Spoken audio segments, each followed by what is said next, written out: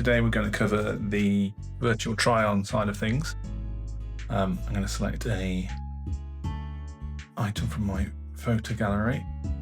We've got this leather jacket as featured on our icon here.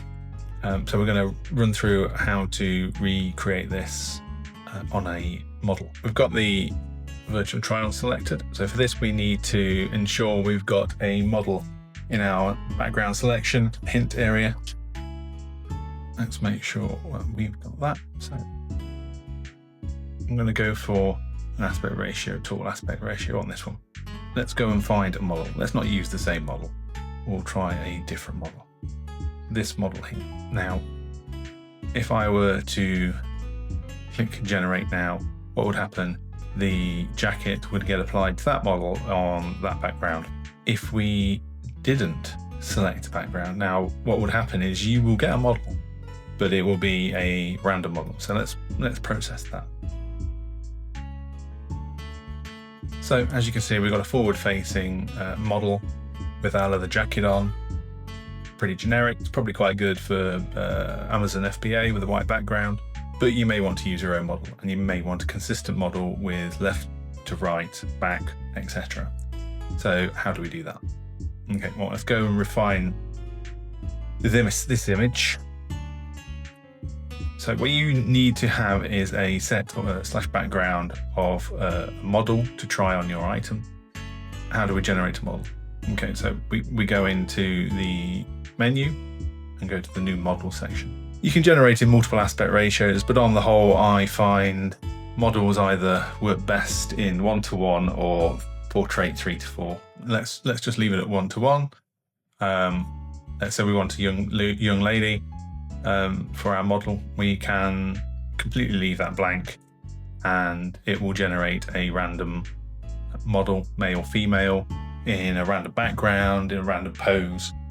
So you don't have to write anything, and it'll do a stylish pose and it'll do a photo shoot pose for you. Let's run one of those off. So we haven't got any settings other than 1:1 aspect ratio. That's what we want. We've got no text, no hints. Okay, let's give it a go.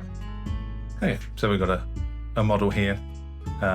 By default, the models have tight-fitting, dark or grey clothing on, so the AI can work out the fit better. So if we like this, what we can do is add to my backgrounds, which may appear in your list of backgrounds. So let's take a look at the model guidance.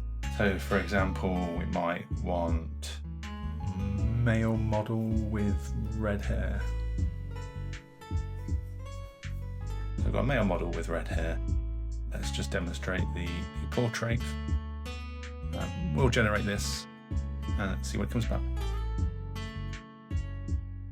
So we've got our model with red hair in a random background, a street style view. So as you can see, the model guidance is pretty well adhered to. What we can do in addition to this is, if we wanted a different background, we could add a background image of our own. For example, I've pulled in a beach image for us to use.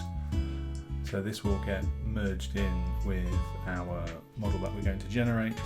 So let's just type in a little hint to explain that he's walking down the beach towards the camera. Okay, let's generate this, see what it comes up with. So as you can see here, we've got our redhead model making his way up our beach hint that we added. That's pretty cool. So we can add that to my backgrounds. Click add background. And we've got that in our backgrounds. So here's our guys looking pretty good. Cool. Let's close that. Okay, we'll go back to our new product shoot shot. We'll grab our jacket again. So we've got our jacket, we've got a virtual try on. We're obviously not going to put the jacket on our redhead and probably be a bit hot on the beach anyway. But let's put it on this model here. So we're going to have a portrait, we're going to grab our jacket, we're going to place it on this model. Let's generate that and see what we come out with.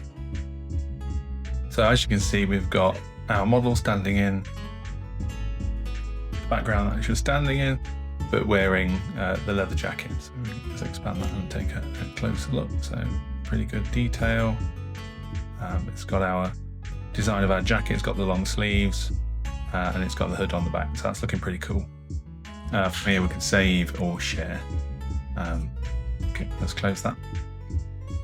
So let's say we want to again put her in a different background from what the model was originally in.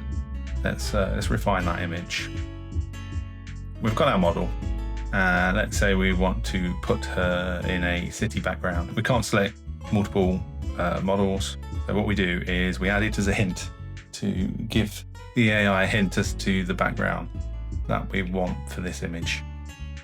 In this case, we'll probably need to add something like female model posing in a city street.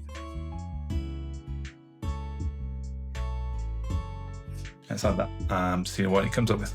It should, in theory, even without this text, it should have a go at amalgamating the two together. But this ensures a bit more that you get what you want to be generated. So there we go, lovely. We get our model on the city streets posing in our jacket. So we don't really have to stop there. What we can also do is, let's say we want another item of clothing adding. We can do this by, again, adding another image hint. So let's do that. I've got a little hat here prepared. So female model in hat posing in the city streets. So we're giving the hint to the AI that we want this model with the jacket that we created, when we chose on the city streets with the hat that we chose. So image hints can be backgrounds, item of clothing, gloves, accessories, anything. Let's give this a generate and see what it comes up with. So as you can see, we've put a hat on it, which is great. So it's got our city scene, and we've placed a hat on it. Let's expand and check it out in a bit more detail. So we've got the jacket. Jacket looks good, slightly different pose, but it's definitely the same model. And we got the hat with the logo on there. That's pretty cool. That's something we could really use. So that's pretty much it as far as the virtual try-on is concerned. In recap, select your primary model at the top here, and then include your backgrounds and accessories in your hints, and your text hint to just crystallize it a bit more to get exactly what you want. And that should stand you in good stead in the future. Okay, that's it for now. I hope you enjoyed watching. See you again soon.